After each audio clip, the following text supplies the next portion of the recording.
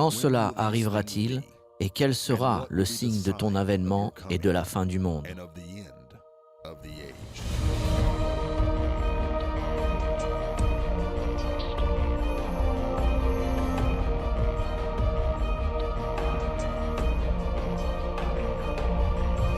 La leçon d'aujourd'hui s'intitule « Le nouvel ordre mondial, c'est le gouvernement mondial ». Nous entendons ce terme « nouvel ordre mondial » tout le temps, et plus fréquemment maintenant qu'auparavant. Mais qu'est-ce que le nouvel ordre mondial? Eh bien, le nouvel ordre mondial, c'est tout simplement le gouvernement mondial. Il ne s'agit pas de n'importe quel gouvernement mondial, c'est le gouvernement mondial de l'Antichrist. Et il est en formation actuellement. De plus, c'est le gouvernement mondial prophétisé dans la Bible, dans votre Bible. Et nous allons voir ensemble le passage qui nous parle de ce gouvernement mondial dans lequel nous entrons aujourd'hui. Regardons un moment sur le terme « nouvel ordre mondial ». Croyez-le ou pas, cela se trouve sur chaque dollar américain. On doit se poser la question, qu'est-ce que le terme « nouvel ordre mondial » fait au dos de nos dollars américains? Et en plus, pourquoi l'ont-ils écrit dans une langue étrangère? Si vous regardez au dos du dollar, je pense que vous pouvez le voir ici sur votre écran, vous voyez la pyramide, et juste en dessous de la pyramide, il y a un ruban. Sur ce ruban, en latin, est écrit « Novus Ordo Seclorum ». J'ai étudié un peu de latin à l'école et je me souviens de ceci. Novus signifie nouveau, le mot ordo signifie ordre et le mot seclorum signifie séculaire ou mondial. Et le voici à l'arrière de chacun de nos billets, nouvel ordre mondial. Nous devons nous demander qu'est-ce que cela fait ici? Qui l'a mis ici? Eh bien, je l'ai vérifié, je voulais savoir et j'ai finalement appris que c'est écrit depuis 1935. Croyez-le ou pas, cela a été mis par le président américain Franklin D. Roosevelt. À quoi pensait-il quand il a mis « Nouvel ordre mondial » sur le dos de chaque dollar américain? J'ai appris que Roosevelt a eu le rêve de construire un système de gouvernement mondial et qu'il a été le moteur de la création des Nations Unies. Donc lorsqu'il a mis « Nouvel ordre mondial » en 1935, il envisageait déjà la naissance des Nations Unies faite en 1945. Voici l'origine du terme « Nouvel ordre mondial ». Regardez vous-même sur un dollar américain, car il est important que vous compreniez cela. Souvenez-vous que le nouvel ordre mondial, c'est le gouvernement mondial. Et nous ne parlons pas de n'importe quel gouvernement mondial, mais nous parlons du gouvernement mondial prophétisé pour la fin de cette ère dans la Bible. Et c'est dans ce gouvernement que l'Antichrist régnera. Maintenant, j'aimerais vous ramener à la prophétie du gouvernement mondial. Il y a plusieurs écritures, mais nous allons maintenant dans Apocalypse au chapitre 13, et nous commençons au verset 1. Puis je vis monter de la mer une bête qui avait 10 cornes et 7 têtes, et sur ses cornes 10 diadèmes, et sur ses têtes des noms de blasphème. La bête que je vis était semblable à un léopard, ses pieds étaient comme ceux d'un ours, et sa gueule comme la gueule d'un lion. Le dragon lui donna sa puissance, son trône et une grande autorité. Maintenant, souvenez-vous, nous avons étudié ces dernières semaines au sujet de la découverte des États-Unis dans la Bible, dans Daniel au chapitre 7. Vous reconnaissez probablement certains de ces symboles utilisés dans Apocalypse 13, mais il y a ici une très grande différence. Remarquez que cette bête a le corps d'un léopard, les pieds d'un ours, la gueule d'un lion, les 10 cornes du royaume à 10 cornes, et cette bête a 7 têtes. Maintenant, n'oubliez pas de remarquer, pendant que nous sommes ici, que le dragon lui a donné sa puissance, son trône et une grande autorité. Alors qu'est-ce que tout cela signifie? Eh bien, remarquez que tous les symboles dans Daniel sont les mêmes symboles que dans l'Apocalypse. Mais dans Daniel, les bêtes sont 4 bêtes distinctes. Le livre de Daniel et le livre d'Apocalypse ont été écrits dans un intervalle de 650 années. C'est assez remarquable. Pensez à ce que vous faisiez il y a 650 ans en arrière et à quoi ressemblait le monde. c'est-à-dire vers l'an 550 avant Jésus-Christ. Le livre de Daniel a été écrit selon la vision que l'on trouve dans Daniel 7, où une des bêtes était un lion et avait des ailes d'aigle, la seconde était un ours, la troisième était un léopard avec 4 têtes, et la quatrième était une bête à 10 cornes. Cependant, nous avançons de 650 années jusqu'à l'an 95 ou 96 après Jésus-Christ, là où le livre de l'Apocalypse a été écrit. Et croyez-le ou pas, les mêmes symboles y sont utilisés. Et autant que je sache, c'est les 2 seuls endroits où cela est mentionné. Nous avons donc ces 650 années qui nous séparent. Comment se fait-il que les mêmes symboles soient utilisés dans Daniel 7 et dans Apocalypse 13 ? L'explication est très simple. C'est la même personne qui a écrit les 2 livres malgré les 650 années qui les séparent. Il a juste changé de secrétaire. La Bible ne nous enseigne-t-elle pas que les Écritures ont été écrites par des hommes sages inspirés du Saint-Esprit ? Ainsi, la parole de Dieu vient de Dieu, le Dieu Tout-Puissant. Dieu a écrit la Bible dans son entier, mais il a utilisé différents outils humains pour le réaliser. C'est pour cette raison qu'il a été capable d'utiliser les mêmes symboles dans Daniel 7 que ceux d'Apocalypse 13.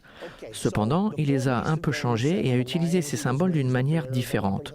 Donc, les 4 bêtes dans Daniel 7, le lion avec ses ailes d'aigle, l'ours, le léopard et la bête à 10 cornes deviennent tous une seule bête. Il y a 4 bêtes distinctes dans Daniel et il nous est dit que ces bêtes symbolisent des nations. Mais lorsque nous allons dans Apocalypse 13, nous ne voyons qu'une seule bête. Donc, que se passe-t-il ici ?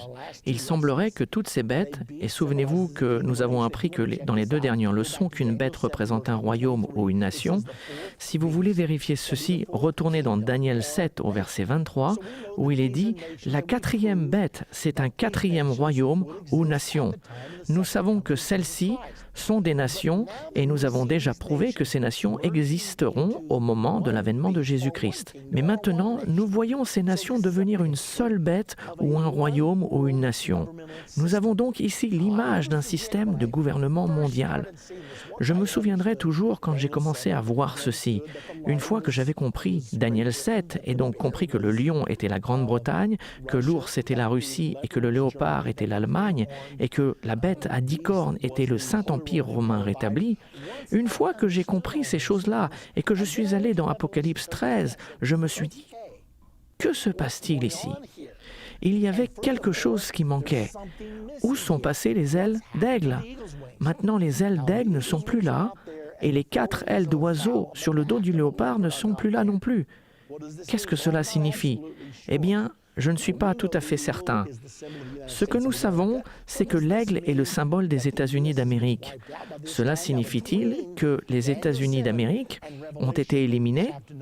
Maintenant, dans Daniel 7 et Apocalypse 13, il y a une guerre, la 3e guerre mondiale qui va tuer 1/3 de l'humanité. Les États-Unis vont certainement être impliqués dans cette guerre. Alors, la possibilité est là d'avoir été effacés de la carte. Ou peut-être déciderons-nous que, après s'être battus dans cette 3e guerre, nous sortirons peut-être vainqueurs tout en ayant perdu 25 ou 50 millions de soldats. La Bible ne nous dit pas combien nous en perdrons.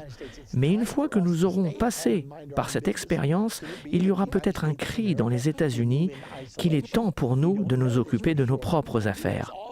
Se pourra-t-il que les États-Unis s'isolent du monde ? Nous n'en sommes pas sûrs. Il y a toujours la possibilité que nous soyons réintégrés sous le symbole du lion duquel nous venons. Nous allons approfondir ce sujet un peu plus tard, alors gardez cela dans un coin de votre esprit. Maintenant, les bêtes réunies dans Apocalypse 13 représentent le gouvernement de la fin des temps de l'Antichrist. Les Nations Unies sont la seule puissance sur Terre aujourd'hui, la seule structure qui soit spécialement conçue pour avoir un système de gouvernement mondial. Il y a une chose que vous devez savoir à ce sujet, car nous regardons tout cela se développer actuellement.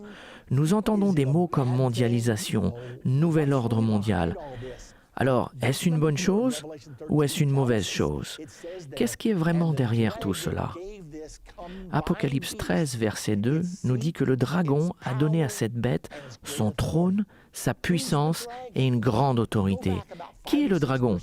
Retournons 5 ou 6 versets en arrière dans la Bible, chapitre 12, verset 9 nous le dit. Nous n'avons pas à le deviner. Il nous dit clairement que le dragon est l'ancien serpent, le diable et Satan. Donc c'est Satan qui donnera son trône, sa puissance et sa grande autorité à ce gouvernement mondial de la fin des temps. Alors comprenez bien ce message. Le gouvernement mondial en formation aujourd'hui, le processus de la mondialisation, le nouvel ordre mondial, tout cela vient du diable. C'est inspiré par Satan. Vous êtes déjà posé la question, comment tout cela coïncide-t-il? Il semblerait qu'ils ont une puissance sur les médias, sur le système bancaire, sur les systèmes politiques dans le monde. On se demande qui est le cerveau qui coordonne tout cela? Eh bien, la réponse est juste là dans Apocalypse 13 au verset 2. Le dragon, le diable ou Satan, a donné à la bête, cette bête du gouvernement mondial, son trône, sa puissance et sa grande autorité. La Bible nous dit au verset 3, « Et je vis l'une de ses têtes comme blessée à mort. » Souvenez-vous que cette bête a 7 têtes. Mais sa blessure mortelle fut guérie. Remplie d'admiration, la terre entière suivit la bête. Pourquoi cette bête a-t-elle 7 têtes? Parce que c'est la combinaison parfaite des 4 bêtes dans Daniel 7, à l'exception de l'aigle qui ne se trouve plus là. Donc comptons les têtes dans Daniel 7.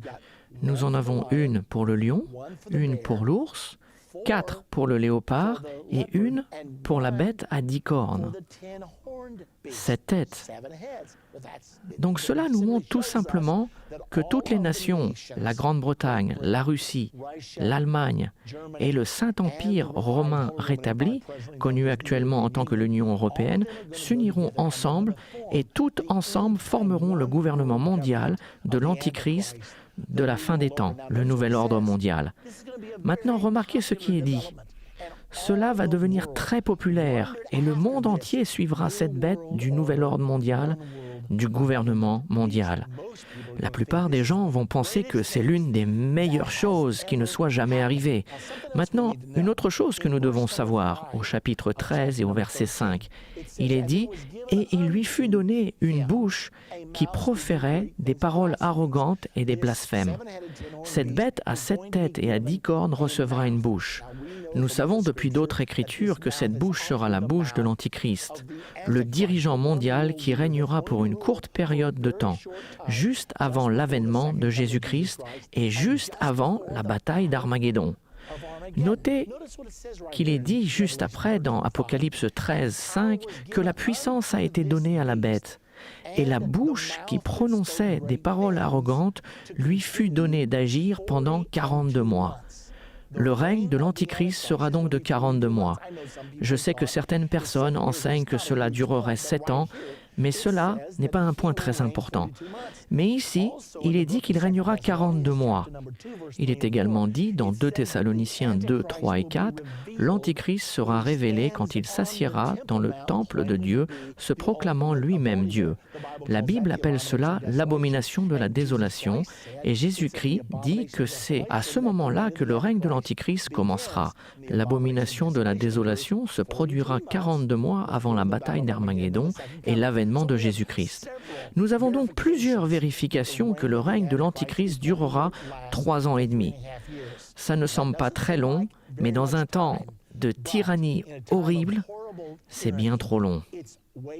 Alors son règne sera de courte durée, mais terrible. Voici ce que Jésus a réellement dit.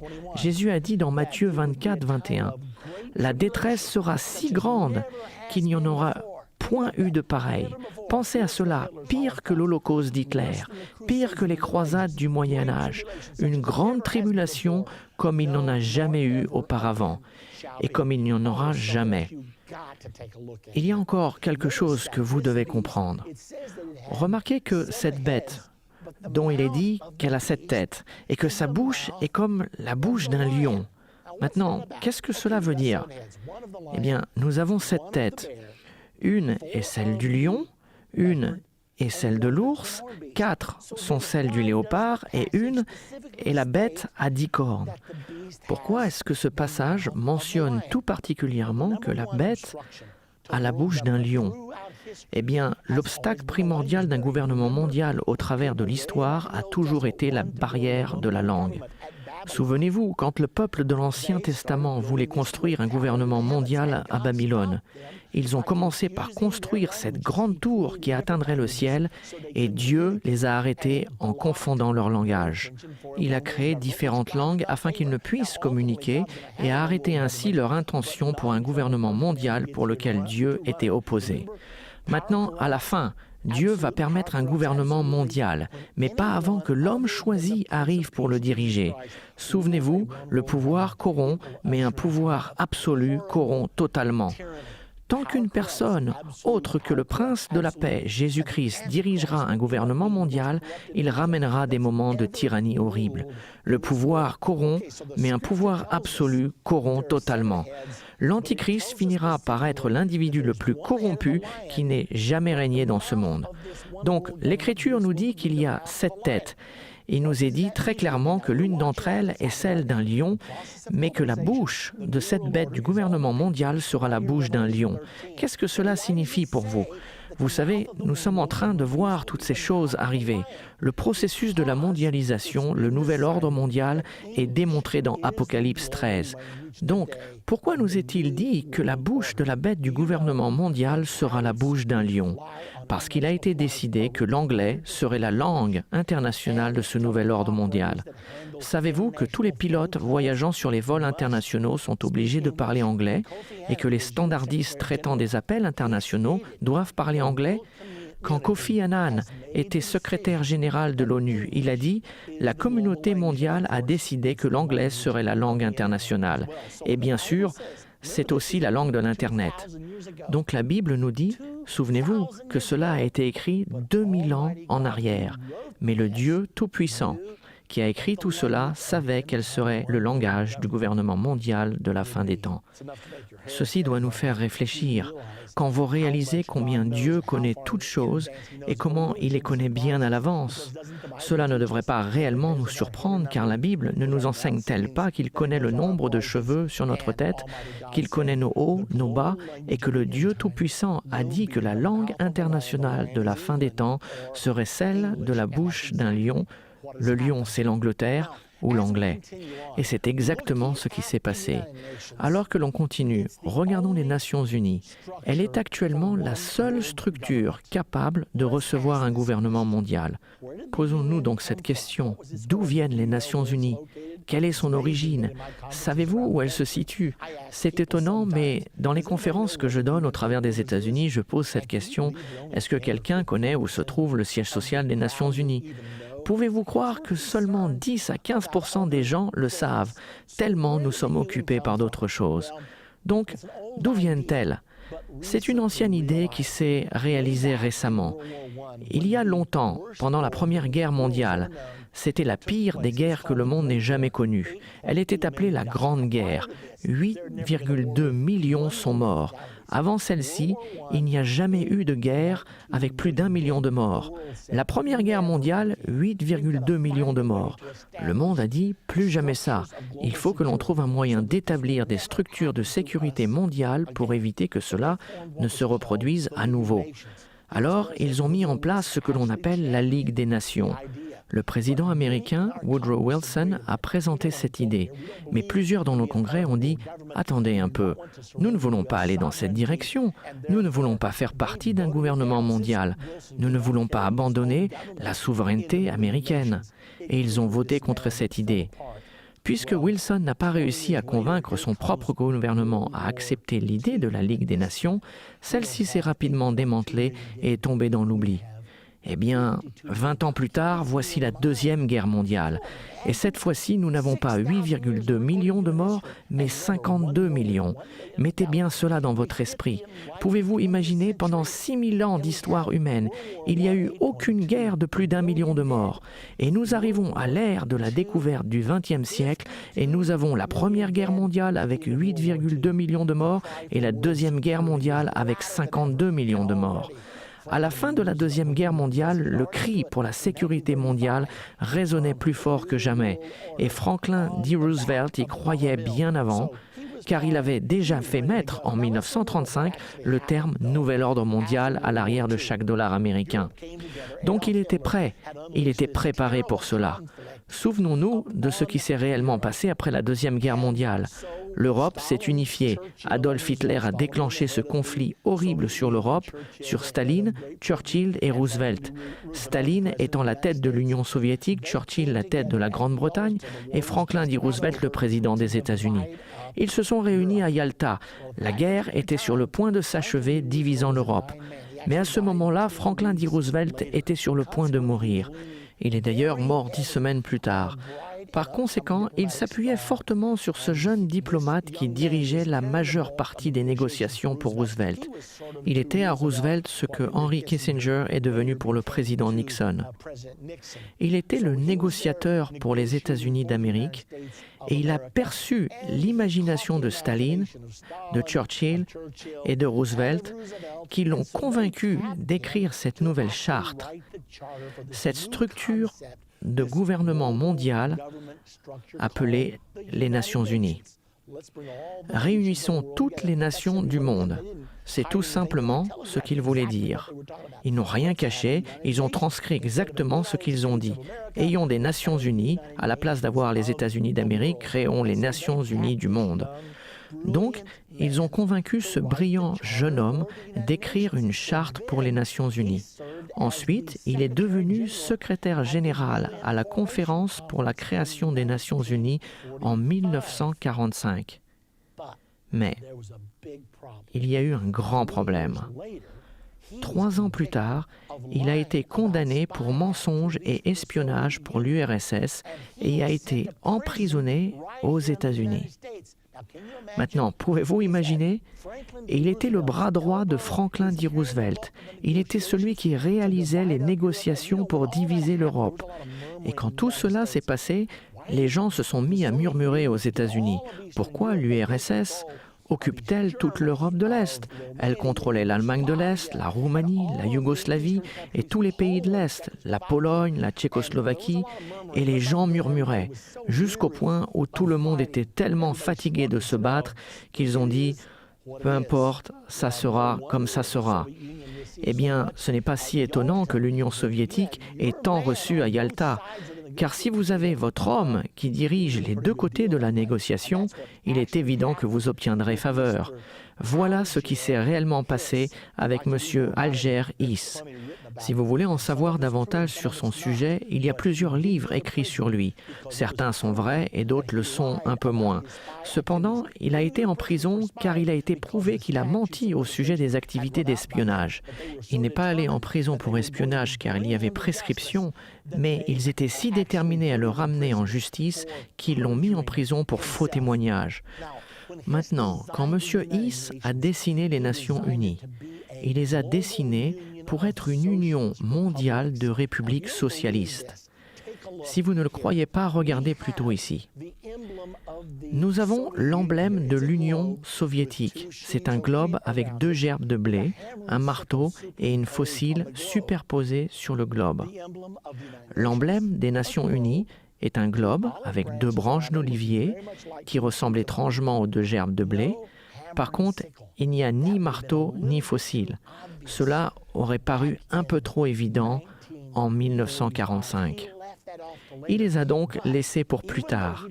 Cependant, bien qu'il ait dessiné la charte de l'ONU pour être un gouvernement mondial communiste, l'ONU n'a pas changé.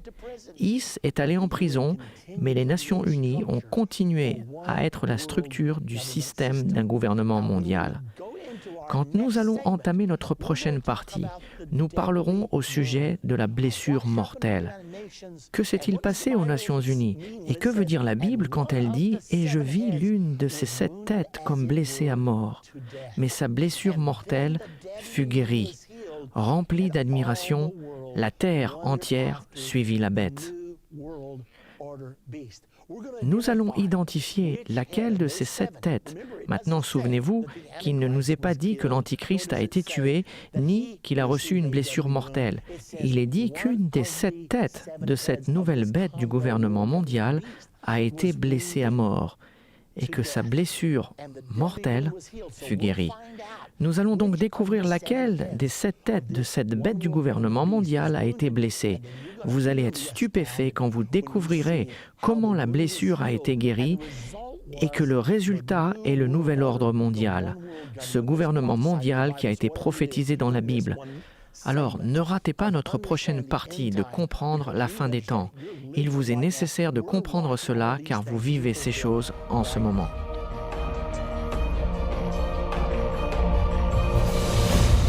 Dans la dernière partie de comprendre la fin des temps, nous avons parlé de la bête du chapitre 13 de l'Apocalypse. Cette bête avait le corps d'un léopard, les pattes d'un ours, la gueule d'un lion et les 10 cornes du royaume à 10 cornes. Le lion est la Grande-Bretagne, l'ours est la Russie, le léopard est l'Allemagne et les 10 cornes représentent la renaissance du Saint-Empire romain qui se forme actuellement en Europe. Ceci nous montre la formation du nouvel ordre mondial. Nous avons aussi parlé de la formation des Nations Unies, qui est le système du gouvernement mondial qui sera bientôt l'instrument utilisé pour diriger le monde. L'Antichrist dominera les Nations Unies et utilisera ces structures pour établir son gouvernement mondial qui a été prophétisé. Maintenant, réfléchissons à ce qui s'est passé. Après la création des Nations Unies en 1945, tout n'a pas fonctionné exactement comme prévu.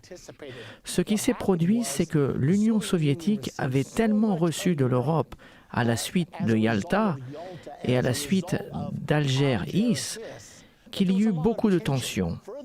De plus, la Russie a tenté de gagner par la paix ce qu'Adolf Hitler n'a pas réussi à gagner par la guerre. Et il semblerait pendant un moment que la Russie allait régner sur toute l'Europe et que le communisme allait dominer toute l'Europe.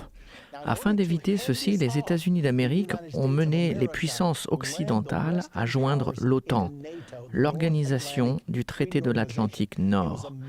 C'était une alliance militaire pour contrer le pacte de Varsovie qui était le bloc communiste de l'Europe de l'Est.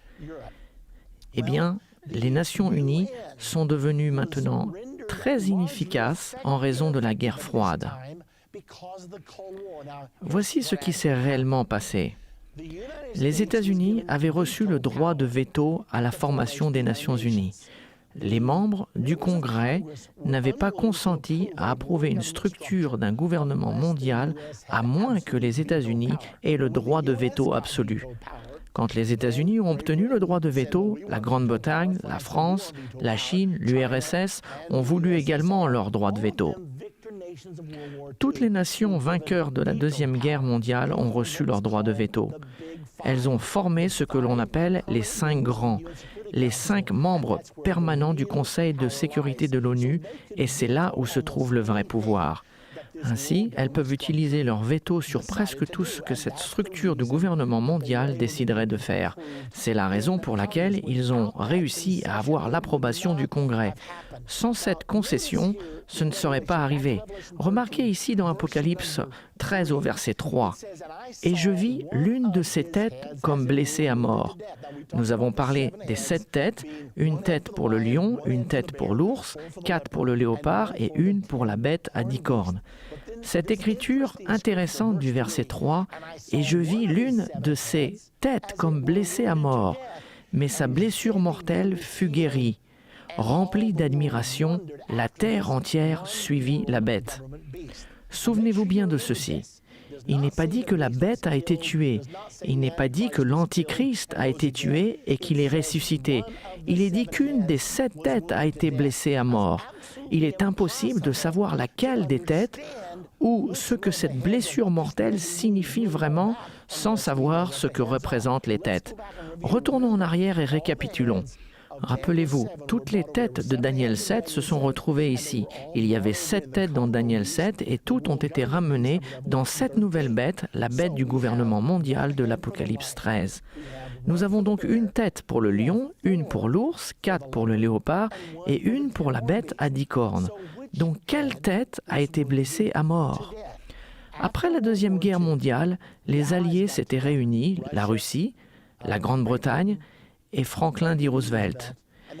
Et ils ont déclaré « Il y a un défaut fondamental au cœur de l'âme allemande. Ils n'arrêtent pas de nous plonger dans la guerre franco-allemande de 1870, la Première Guerre mondiale, la Deuxième Guerre mondiale. Nous devons faire quelque chose pour nous assurer que ceci ne se produise plus jamais. » Ainsi, ils ont décidé de couper l'Allemagne en deux. Ils ont créé l'Allemagne de l'Est et l'ont placée sous l'influence communiste et sous l'Union soviétique, et ils ont créé l'Allemagne de l'Ouest et l'ont placée sous l'influence des Alliés. En faisant ceci, ils ont réduit ces deux nations allemandes au point où elles n'avaient pas suffisamment de population ou de puissance financière pour menacer la paix mondiale. À ce moment-là, les gros titres ont déclaré « L'Allemagne est morte, elle ne se relèvera plus ». Ce n'est pas tout ce qui s'est passé, car quand la réalité du communisme s'est installée en Allemagne de l'Est et en Europe de l'Est, beaucoup de gens de l'Europe de l'Est ont dit « Nous voulons nous éloigner de la tyrannie communisme ». Et ils ont commencé à fuir vers l'Allemagne de l'Ouest et l'Europe occidentale. C'est là que l'Union soviétique a décidé de construire le 14 août 1961 le mur de Berlin, ce mur de 46 km de long divisant Berlin-Est de Berlin-Ouest. Ils ont aussi mis en place le rideau de fer et des postes de guet à travers l'Europe, séparant l'Europe de l'Est de l'Europe de l'Ouest. Ils n'ont pas seulement divisé l'Europe, mais plus particulièrement l'Allemagne. Ainsi, l'Allemagne a été coupée en deux. À ce moment particulier, il y avait beaucoup de choses intéressantes dites à ce sujet. La guerre froide faisait rage et je regardais cette nouvelle bête. Je n'oublierai jamais en 1968, alors que j'assurais des réunions à Hobart, Indiana, pendant un ensemble de réunions de réveil, je suis allé à la librairie. Il n'y avait pas d'Internet à ce moment-là, donc il fallait acheter des livres, des magazines, des journaux pour se tenir au courant. J'étais en train d'étudier le chapitre 13 de l'Apocalypse, les versets 1 et 2, qui montraient la Grande-Bretagne, la Russie, l'Allemagne et toutes les nations de l'Europe réunies, et je me suis dit, cela n'est pas possible. Nous allions nous coucher chaque soir craignant qu'ils appuient sur les boutons et fassent sauter le monde. La Grande-Bretagne et la Russie étaient des ennemis farouches. C'était l'Est contre l'Ouest. C'était le sommet de la guerre froide. Je l'ai vu dans la Bible et je me suis dit, Seigneur, on dirait que toutes ces puissances vont se joindre à ce gouvernement mondial de la fin des temps. Mais en 1968, cela apparaissait absolument impossible. Le conflit concernant la réalisation du rideau de fer et la construction du mur de Berlin était si amer. Et bien sûr, l'Union soviétique avait mis en quarantaine et boycotté Berlin et nous devions approvisionner Berlin par avion, le fameux pont aérien de Berlin. Donc, il y avait un énorme conflit. Beaucoup de gens pensaient que l'Union soviétique et les États-Unis partiraient en guerre. À cette époque, j'étudiais cette prophétie et pensais avoir vu que la Grande-Bretagne et l'Union soviétique se joindraient à l'Allemagne et aux nations de l'Europe. Je me suis demandé comment cela pourrait arriver. Le 29 mars 1968, je suis allé à la librairie et j'ai regardé le magazine Life du 29 mars 1968. Et j'ai vu sur la couverture 3 superpuissances et demie pour gouverner le monde. Je venais de lire au sujet de cette nouvelle bête avec la gueule d'un lion, les pattes d'un ours, le corps d'un léopard et les 10 corps du royaume à 10 cornes. Je me suis dit, attends un peu, ce magazine Life, un magazine respecté, parle de 3 superpuissances et demie pour gouverner le monde. J'ai donc acheté le magazine, je suis rentré chez moi. Cet article était rédigé par George W. Ball, qui à cette époque était le secrétaire d'État des États-Unis d'Amérique. Et à ma grande stupéfaction, il suggérait dans le magazine Life exactement ce que j'avais lu dans la Bible. Mais je n'arrivais pas à réaliser que ce soit vrai. Alors que je lisais, voici ce qu'il disait. En ce moment, quand il existe suffisamment d'armements nucléaires pour détruire toute l'humanité, la faune et les animaux de la Terre plus de 25 fois. Maintenant, il suffit de le faire qu'une seule fois, et vous le savez. Mais il dit, nous possédons suffisamment de puissance nucléaire, ceci est en 1968, pour effacer toute vie de la planète 25 fois. Il a commencé à parler des divisions qui causeraient des tensions. Il a dit, d'une certaine façon, nous devons trouver une nouvelle structure mondiale qui nous débarrassera des terribles conflits qui menacent d'anéantir l'humanité. Il a donc proposé dans cet article que 3 superpuissances et demie gouverneraient le monde.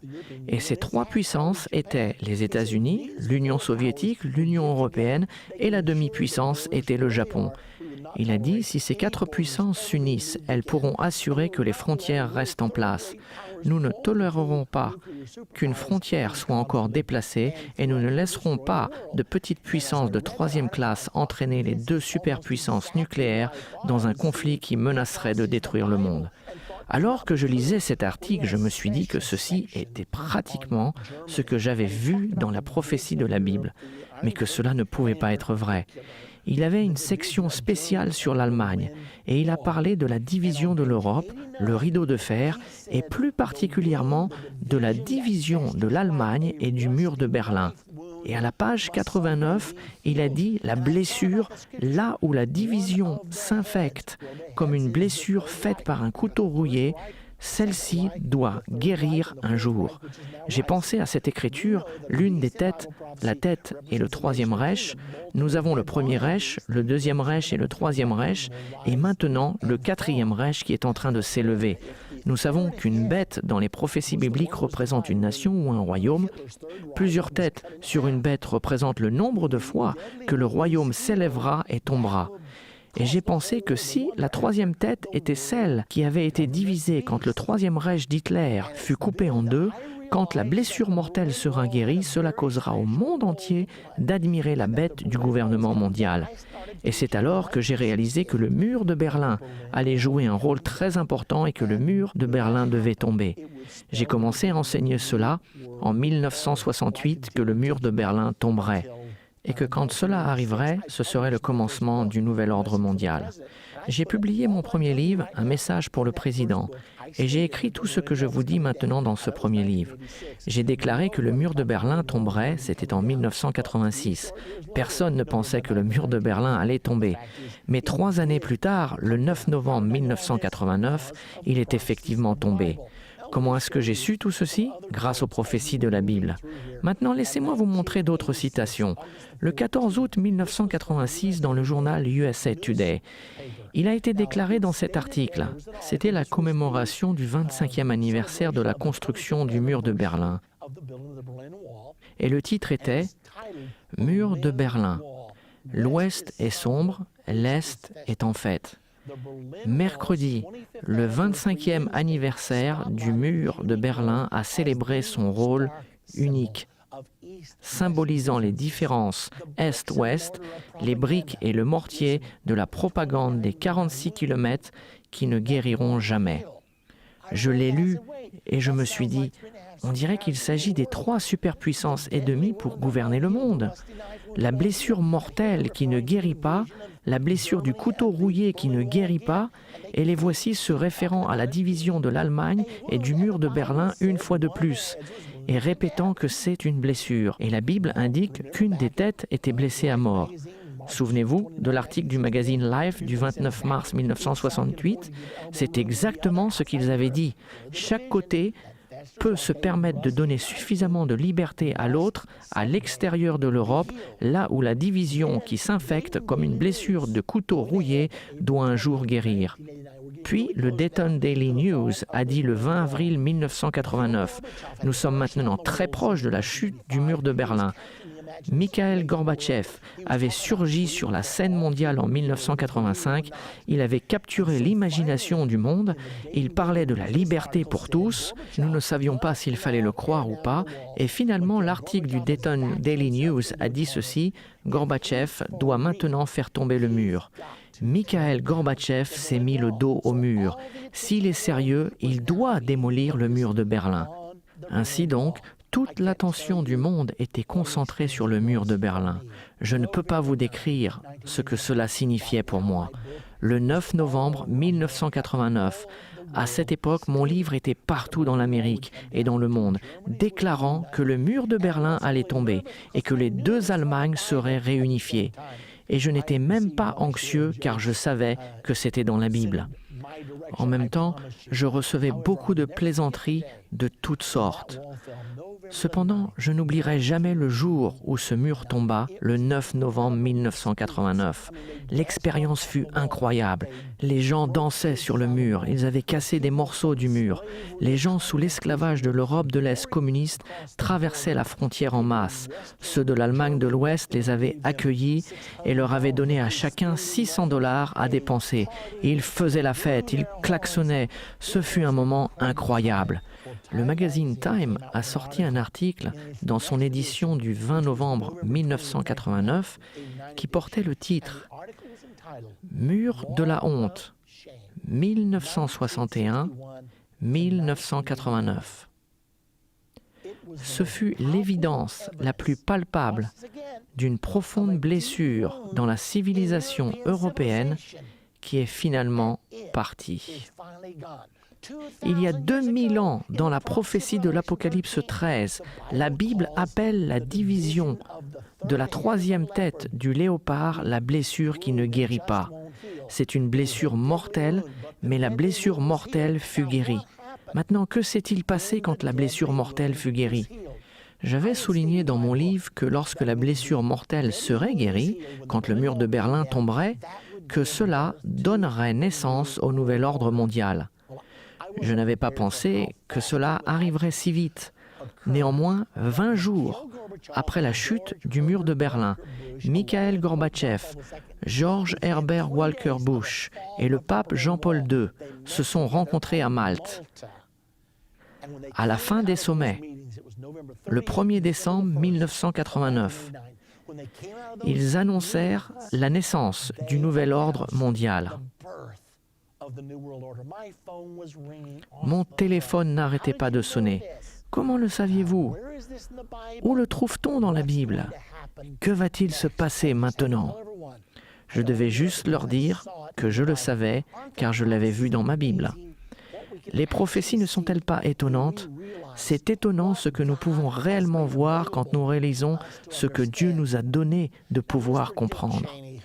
Monsieur Dick Cheney, qui a été très critiqué en raison de son rôle dans la présidence de George W. Bush, a fait une déclaration intéressante. Il avait été le secrétaire de la Défense sous la présidence George W. Bush père. George Herbert Walker Bush. Il était le secrétaire de la Défense à ce moment-là. Aujourd'hui, il est le vice-président. Mais en 1991, dans l'Indianapolis Star, du 29 septembre, écoutez ce qui a été dit. Monsieur Cheney expliquait pourquoi le traité de la réduction des armements fut signé. Il y avait une réduction massive d'armements et il l'expliquait dans l'Indianapolis Star. Il y a une bonne raison de prendre ces mesures maintenant. Le monde se trouve dans une nouvelle ère de promesses qui a commencé il y a 2 ans avec la chute du mur de Berlin. Il disait ceci en 1991 et il savait qu'une nouvelle ère de promesses avait commencé en 1989 avec la chute du mur de Berlin. C'était en fait la naissance du nouvel ordre mondial. Il faut que vous compreniez cela, car c'était publié par Merrill Lynch le 9 novembre 1999. Écoutez ce qu'il est dit. Le monde a 10 ans aujourd'hui. Bien évidemment, Merrill Lynch tentait de faire la publicité pour leurs services financiers, mais c'était surprenant ce qu'ils annonçaient. Ils disaient Il est né quand le mur est tombé en 1989. Le monde venait de naître. Ce fut le début du nouveau monde, le nouvel ordre mondial. Il n'est pas surprenant que la plus jeune économie, l'économie mondiale, cherche encore sa position. L'équilibre des pouvoirs qui stabilise les économies et qui vient seulement avec le temps. Beaucoup de marchés mondiaux se sont libérés tout récemment, gérés pour la première fois par les émotions des gens plutôt que par le point de l'État. De notre point de vue, ceci ne diminue pas la promesse faite il y a une dizaine d'années par la destruction d'un monde emmuraillé. La diffusion des marchés libres et la démocratie autour du monde permet à plus de gens de réaliser leurs aspirations. Et la technologie correctement exploitée et libéralement répartie a le pouvoir d'effacer non seulement les frontières géographiques, mais également celles de l'humanité. Il nous semble que pour un monde qui n'a que 10 ans, il reste promettant. En attendant, personne n'a jamais dit que grandir était facile. Maintenant, vous allez voir un extrait de M. Strobe Talbot, qui a déclaré dans le magazine Time en 1992 un article intitulé « La naissance de la nation mondiale ». Il dit qu'au XXIe siècle, la souveraineté nationale telle que nous la connaissons cessera d'exister. Nous répondrons tous à une autorité mondiale. Maintenant, écoutez-le pendant son interview au Conseil des relations internationales. L'entité qui fournit 50% de tous les membres du Conseil, que l'administration soit républicaine ou démocrate. Écoutez ce qu'il dit sur ce gouvernement mondial. Permettez-moi également à exprimer ma reconnaissance, tout d'abord au Conseil. C'est merveilleux de me retrouver ici. J'aime cette institution. Elle représente une grande partie de mon éducation depuis des dizaines d'années. Vous écrivez qu'il y a toujours eu et qu'il y aura toujours une attention, parfois créative, parfois destructive, entre d'une part le concept d'une communauté internationale qui reconnaît l'interdépendance comme un fait et un gouvernement collectif en tant qu'une nécessité, et de l'autre côté l'attrait d'une communauté nationale qui se considère indépendante et souveraine. Comment ceux qui pensent comme vous et qui sont généralement affiliés au Parti démocrate, comment ces voix que nous associons plus au Parti démocrate parlent du gouvernement mondial sans tirer le signal d'alarme, que les adeptes du gouvernement mondial et le Conseil des affaires étrangères ainsi que la Commission trilatérale vont venir pour leur confisquer leurs armes, leurs bibles et néanmoins le transformer en un gouvernement mondial. Quel est le vocabulaire du gouvernement mondial qui est politiquement et culturellement le plus correct? Pourquoi le gouvernement mondial est-il presque une expression taboue pour ceux qui veulent éviter un empoisonnement politique dans les débats? J'ai fait des recherches sur Internet et ailleurs sur ce sujet. Et j'étais surpris de découvrir que le terme gouvernement mondial est volontairement évité. Le gouvernement mondial est une expression généralement employée dans les programmes d'enseignement universitaire tout autour du monde et dans la presse. J'ai appris très rapidement à mes dépens de l'éviter si j'étais dans le département d'État, même si je travaillais pour un président internationaliste libéral. Il y a toujours cette association avec le bruit des hélicoptères noirs se préparant à atterrir dans nos cours d'école et ainsi de suite. Le gouvernement mondial suggère l'existence d'une capitale unique, avec un drapeau unique et vraisemblablement un hymne national unique. Et la souveraineté de toutes les autres nations lui est subordonnée. À propos, Harry Truman a cru en cela. La fédération du monde est le Parlement de l'homme. Et c'est un rêve que certains entretiennent toujours pour l'avenir. Mais la gouvernance mondiale, telle qu'elle est utilisée d'après moi, n'est pas un rêve. C'est une réalité et nous l'avons depuis longtemps. À l'ère moderne, c'est-à-dire maintenant, nous avons une gouvernance mondiale sous plusieurs formes. Certains sont associés aux Nations Unies, D'autres sont associés à l'Organisation mondiale de la santé. Il y a un gouvernement régional. C'est juste une réalité de la vie. Donc je vois la gouvernance mondiale comme rien de plus ou de moins qu'un moyen collectif pour les États souverains de gérer le fait et le déroulement de la mondialisation et le fait de l'interdépendance. Bien, vous l'avez entendu de M. Strobe Talbot. Qui est-il? Il a travaillé à l'administration Clinton pendant 7 ans. Il était le colocataire avec Bill Clinton quand il étudiait à Rhodes, en Angleterre. Maintenant, il est le président de l'Institut du Brookings. Et Susan Rice, qui était la conseillère des Affaires étrangères du président Barack Obama, a travaillé sous la présidence de Strobe Talbot à l'Institut de Brookings. Cet homme qui croit au gouvernement mondial. Elle est maintenant considérée par le président Obama pour être notre ambassadrice aux Nations Unies. Nous observons le gouvernement mondial, la mondialisation, l'Organisation mondiale du commerce, la Banque mondiale, la Cour mondiale. Avec tous ces termes, nous observons le gouvernement mondial. C'est en ce moment, c'est dans votre Bible et vous le voyez se former en ce moment. N'êtes-vous pas content pour les prophéties de la Bible? Sans elles, nous ne serions pas conscients des événements prophétiques qui se passent dans le monde.